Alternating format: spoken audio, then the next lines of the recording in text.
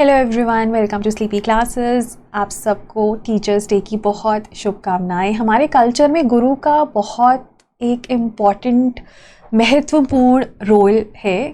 अगर आप देखें, ऐसा माना जाता है, ऐसा कहा जाता है कि आपको अगर लाइफ में एक अच्छा गुरु मिल जाए तो आपकी लाइफ की दिशा ही बदल जाती है। So just to honour those gurus, those teachers, one day is not enough, but definitely इस दिन तो हमें उनको ज़रूर याद करना चाहिए and we should spare at least a few minutes to wish them to. So on that note, let's just begin the lecture. So we are going to discuss 5 questions, and in fact, just to honor the contribution of teachers, we are also giving 15% off on all our courses. तो आपको code use करना है respect and you will get 15% off on all our courses. For instance, जो हमारा GS mentorship course है, which is going to start from 16th September, it is the last live batch of this session. Which has your content, your live current affairs, prelims test series, mains answers, mentorship by selected candidates, by the faculty, by academic mentors, psychological counseling and a lot of other things. Priced at 3600, but अगर आप इस पे of लगाते हैं, respect code लगाते हैं, तो आप 15% ऑफ अवेल कर सकते हैं। ऑल्सो 5 सवाल आपके साथ डिस्कस किए जाएंगे and these are from current affairs.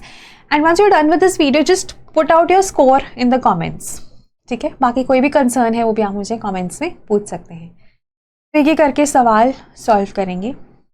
आप पॉज कर लीजिए वीडियो, सवाल को अपने पेज पे पढ़िए और चाहे आंसर वाली स्लाइड पर आ जाइए, but just put out an honest effort to solve this question. पहला क्वेश्चन है बाओबाब के बारे में। It is a tree. अगर आपको याद हो तो अफ्रीका में जितनी लंबी ये होती है उतनी ही मोटी ये होती है, और ये अपने स्टेम में ना दे स्टोर वाटर, दे सक्युलेंट। ठीक है, तो इसके बारे में क्वेश्चन है। इंडिया में भी ये मिलती है। पहली स्टेटमेंट है, in India they are found only in Madhya Pradesh. That's the first statement. MP government plans to apply for a GI tag for the Khorasani imli or the fruit. ठीक है, ये इंपॉर्टेंट है। IUCN स्टेटस इंडेंजर्ड है। ये तीसरी statement. आपको बताना है कितनी इनमें से सही है। एक स्टेटमेंट सही है, 2 या 3। कौन सी वो नहीं पूछा है, कितनी वो पूछा है। तो अपना आंसर मार्क कर लीजिए। So the correct answer is 2 statements are correct, जिसमें ना पहली स्टेटमेंट गलत है। पहली स्टेटमेंट इसलिए गलत है क्योंकि ये सिर्फ मध्य प्रदेश में मिलती हैं, ये गलत है। इंडिया में मल्टीपल जगहों पर मिलती हैं ये, लेकिन मध्य प्रदेश में ना एक जगह है। So this is the tree, this is how it looks like. And Madhya Pradesh में एक जगह है Mandu. Mandu is known for these trees. We associate these trees in India with Mandu town, क्योंकि सबसे ज्यादा उसी टाउन में है, लेकिन सिर्फ उस टाउन में है ये सही नहीं होगा।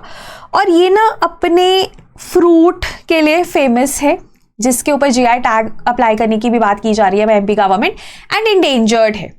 अब जैसे ना लास्ट स्टेटमेंट पढ़ो, it is synonymous, baobab is synonymous with Mandu in India. Mandu is in Madhya Pradesh, but is it only found in India, in Madhya Pradesh in India? No, आपको यूपी में इनफैक्ट डिफरेंट पार्ट्स में ये मिल जाती है स्कैटर्ड। और वैसे भी ना बहुत, अगर एक ट्री स्पीशीज इंडिया में मिल रही है तो ऐसा तो बहुत ही रेयर होगा ना कि वो सिर्फ एक ही टाउन में मिले या एक ही स्टेट में मिले। It's highly exceptional. ऐसे सवाल UPSC पूछेगा ही नहीं, और अगर पूछेगा तो वो गलत होंगे। तो ये लॉजिक से भी आप इसको सॉल्व कर सकते हो, बट ऑब्वियसली आपको बाकी 2 के बारे में थोड़ा आइडिया होना चाहिए। क्या, जैसे मैंने बताया ना, ये ट्री जितना बड़ा होता है, जैसे इसकी हाइट अप्रॉक्सीमेटली 100 फीट है, तो इसका जो विड्थ है, गर्थ है, वो भी 36 फीट है, मतलब बहुत मोटा होता है।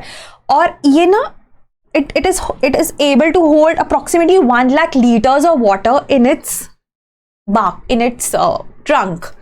ठीक है, तो ये जो ट्रंक है इसमें 1 लाख लीटर तक पानी ये होल्ड कर सकता है। उसके बाद इसकी फ्रूट को मंडू की इमली कहा जाता है, बहुत सारे नाम है लोकल्स के। अब ये जो है ना एंटीऑक्सीडेंट्स में रिच है, ये विटामिन C में रिच है, तो काफ़ी सही माना जाता है। इनफैक्ट ना ऐसा माना जाता है कि ये स्टमक डिसऑर्डर्स को भी ठीक कर देती है। ये जो फ्रूट है इनका स्टमक डिसऑर्डर्स को भी ठीक कर देता है, और इसकी जो बाक है that is also use to cure several diseases. तो इसको खोरासनी इमली, मंडू की इमली डिफरेंट नामों से जाना जाता है। तो इसका जो फ्रूट होता है ना, उसमें छोटी छोटी सीड्स होती हैं जो कस्टर्ड एप्पल जैसी दिखती हैं, तो उनको निकाल के पीस लिया जाता है और उसको फिर पानी से मिक्स करके ना ये ड्रिंक बनता है। और it is rich in vitamin C, antioxidants, it also cures various stomach disorders. तो बहुत इंपॉर्टेंट है ये। देन नेक्स्ट क्वेश्चन है, माइनर फॉरेस्ट प्रोड्यूस कौन से हैं? केंडू लीव्स, बैम्बू, ककून्स या टसर? ऑप्शंस है, अपना आंसर मार्क कर लीजिए। है the answer is all of the above, चारों ही हैं। जैसे ना माइनर फॉरेस्ट प्रोड्यूस रिकॉग्नाइज्ड किसके अंडर होता है? Forest rights act 2006। उसके तहत जो फॉरेस्ट ड्वेलर्स हैं उनका हक है माइनर फॉरेस्ट प्रोड्यूस पे। और जब हम माइनर फॉरेस्ट प्रोड्यूस की बात करते हैं, जिसको हम MFP कहते हैं ना, इसमें बस आपको एक चीज याद रखनी है कि नॉन टिम्बर है ये, it does not exclude timber. उसके अलावा जो भी चीज फॉरेस्ट में मिलती है that can come under minor forest produce, जैसे बैम्बू, ब्रशवुड, टसर होता है ना, टसर से silk, cocoons, honey, wax, lac, kendu leaves ऐसी दिखती है। Kendu leaves are use to make bidis, तो बहुत फेमस में है ये इंडिया में। इनका लीव का जो स्ट्रक्चर होता है, फॉर्मेशन होता है, it's very convenient to make beads out of them. ठीक है, तो इसलिए केंडू लीव्स बहुत फेमस है, बहुत एक इंपॉर्टेंट माइनर फॉरेस्ट प्रोड्यूस है जो फॉरेस्ट ड्वेलर्स बेचते हैं, ट्राइबल्स बेचते हैं, एंड दे अर्न मनी। तो इनको ये हक किस एक्ट के थ्रू दिया है? FRA एक्ट के थ्रू। ठीक है, then third question is regarding Neela Kurinji. इसको रिसेंटली IUCN स्टेटस अकॉर्ड किया गया है। कौन सा, वो आपको अभी आंसर के तहत पता चल जाएगा।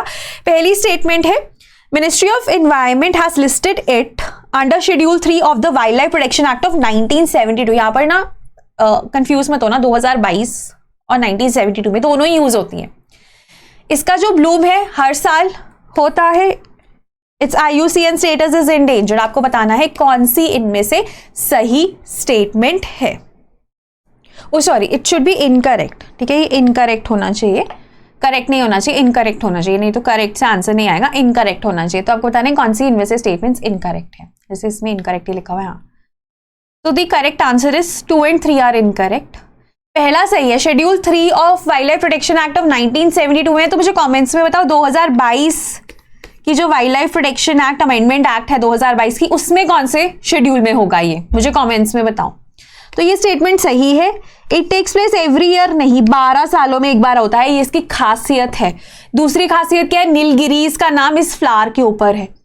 तीसरी स्टेटमेंट भी गलत है क्योंकि इंडेंजर्ड नहीं है, वनरेबल है। अभी डाउन टू अर्थ का आर्टिकल है, हिंदू का आर्टिकल है, वनरेबल इसको डेजिग्नेट किया गया है। ठीक है, so this is how it looks. Bluish purplish colour के फ्लावर्स होते हैं, 12 सालों एक बार ये ब्लूम करते हैं। ठीक है, और जब ये ब्लूम करते हैं तो बहुत ज़्यादा टूरिस्ट का रश होता है और वो इसको ना खराब भी कर देते हैं। तभी कुछ साल पहले ही, लास्ट ईयर ही आई थिंक, इसको शेड्यूल 3 में ऐड किया गया था, लास्ट ईयर या लास्ट ईयर। ठीक है, उससे पहले ये नॉन शेड्यूल्ड था, तो शेड्यूल 3 में इसको कुछ टाइम पहले ही ऐड किया गया। फिर IUCN स्टेटस इसका इंडेंजर्ड नहीं है, वनरेबल है। और like I said, Nilgiri mountain range का नाम नीला कुरिंजी के ऊपर है और बहुत सारी वेराइटीज मिलती हैं इंडिया में, 40 के करीब वेराइटीज मिलती है और इसको माना जाता है endemic to the Nilgiris. Then last 2 questions climate change के ऊपर है। सिंपल क्वेश्चंस है, लेकिन अगर आपके फिर भी गलत होते हैं ना तो you need to revisit your concepts. ठीक है, तो इन दोनों क्वेश्चंस पे थोड़ा ध्यान देना। चौथा क्वेश्चन है, carbon dioxide, sulphur dioxide, organic carbon और ब्लैक कार्बन में से कौन से पॉजिटिवली ग्लोबल वार्मिंग को कंट्रीब्यूट करते हैं? कि ग्लोबल वार्मिंग को बढ़ाने के लिए कौन कौन रिस्पॉन्सिबल है? सबको पता है, कार्बन डाइऑक्साइड है, मीथेन है, नाइट्रस ऑक्साइड है। सल्फर डाइऑक्साइड है? नहीं, सल्फर डाइऑक्साइड ना इनफैक्ट सल्फेट एरोसोल्स को बनाता है और सल्फेट एरोसोल्स क्या करते हैं? सनलाइट को रिफ्लेक्ट करते हैं, तो in fact they contribute negatively to the global warming, तो ये नहीं है। उसके बाद ऑर्गेनिक कार्बन भी नेगेटिवली कंट्रीब्यूट करता है, बिकॉज ऑर्गेनिक कार्बन पता है क्या, जो प्लांट्स में है, जो सॉइल में है, तो वो तो carbon dioxide from the atmosphere से फोटोसिंथेसिस करके प्लांट्स में आया है या सॉइल्स में आया है, तो वो तो कार्बन डाइऑक्साइड को रिमूव कर रहा है एटमॉस्फेयर से, है ना, उसका लेवल कम कर रहा है एटमॉस्फेयर में, तो वो तो नेगेटिवली कंट्रीब्यूट कर रहा है ग्लोबल वार्मिंग को। इसको जरूर ध्यान देना। तो ये दोनों तो नहीं है, ब्लैक कार्बन है, और ब्लैक कार्बन आपको पता भी है सबसे ज्यादा रिस्पॉन्सिबल है, शॉर्ट लिव्ड क्लाइमेट पोल्यूटेंट कहते हैं, 3 से 7 दिन तक इसकी उम्र होती है। और स्नो के ऊपर ये ना स्नो का एल्बिडो कम कर देता है, तो स्नो ज़्यादा हीट अब्जॉर्ब करती है और स्नो की मेल्टिंग तेज हो जाती है, वो भी है इसका सबसे बड़ा इम्पैक्ट। तो ब्लैक कार्बन भी पॉजिटिवली कॉन्ट्रीब्यूट करता है, कार्बन डाइऑक्साइड भी पॉजिटिवली कॉन्ट्रीब्यूट करता है। 2 और 3 नहीं करते, तो हमारा आंसर 1 एंड 4 है। ये इमेज भी है, ठीक है। देखो carbon dioxide, methane, nitrous, halogenated gases जैसे आपकी CFCs, HFCs ये आ जाते हैं। नाइट्रोजन ऑक्साइड्स जो NOx है ना, वो पॉजिटिवली कंट्रीब्यूट नहीं करता, N2O करता है, ये ध्यान में रखना है। सल्फर डाइऑक्साइड नहीं करता, ऑर्गेनिक कार्बन नहीं करता, ब्लैक कार्बन करता है, ठीक है। तो इसको आप चाहे स्क्रीनशॉट करके भी रख लो, मैं इसको रब कर देती हूँ ताकि ये काफ़ी इंपॉर्टेंट चीज़ है जिसके बारे में आपको पता होना चाहिए। देन लास्ट क्वेश्चन, अच्छा उससे पहले हमारी टेस्ट सीरीज है फॉर प्रीलिम्स 2025, तो काफ़ी एक ना जैसे आप कह लो कि फैकल्टी क्यूरेटेड क्वेश्चंस है। और जैसे हमने देखा हम ना बहुत ही ज़्यादा जो सोर्सेज जिससे UPSC भी शायद सवाल बनाता है, एक्सपीरियंस तो यही कहता है, वो वाले सोर्सेज से ये सवाल बनाए जाते हैं। And we have strategic mentorship by selected candidates, academic mentors आपको पर्सनलाइज्ड एनालिसिस भी देते हैं, मॉक ऑल इंडिया मॉक्स भी आप उनका एक्सेस कह सकते हो, रैंकिंग है।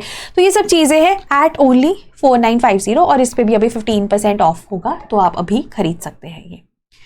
देन लास्ट क्वेश्चन है हमारा, again carbon dioxide, methane, nitrous oxide, arrange the above gases in decreasing order. Decreasing order क्या होता है? सबसे ज्यादा, फिर उससे कम, फिर उससे कम, in order of their percentage levels in the atmosphere compared to the pre industrial time. तो सबसे ज्यादा परसेंटेज इंक्रीज कौन सी गैस का हुआ है इनमें से, उसके बाद कौन सी, उसके बाद कौन सी, तो आपको ये बताना है।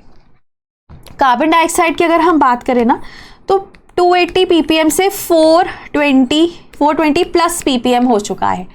मीथेन का 1900 पार्ट्स पर बिलियन के करीब है और नाइट्रस ऑक्साइड का 335 पार्ट्स पर बिलियन के करीब है।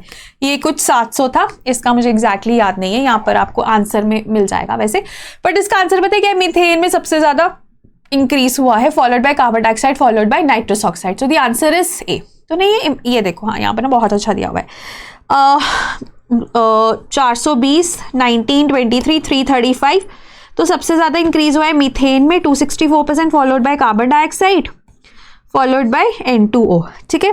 और सबसे पहले अगर हम कार्बन डाइऑक्साइड का लेवल देखें तो वही 280 ppm, मीथेन का 700 ppb और N2O का 270 ppb। अगेन इसका भी मैं रब कर रही हूँ, इसका भी प्लीज़ स्क्रीनशॉट ले लो, बहुत ही अच्छा एक इन्फोग्राफिक है WMO का, तो आपको काफ़ी काम आएगा। तो यही था मेरी तरफ से 5 सवाल। कोई भी डाउट है आप कमेंट्स में लिखिए, अपना स्कोर ज़रूर बताइए, और अगर 5 में से 5 है तो खुद को पैट ऑन द बैक दीजिए, that you are in the right, you are going in the right direction. So that was all from my end. Thank you so much. Have a good night.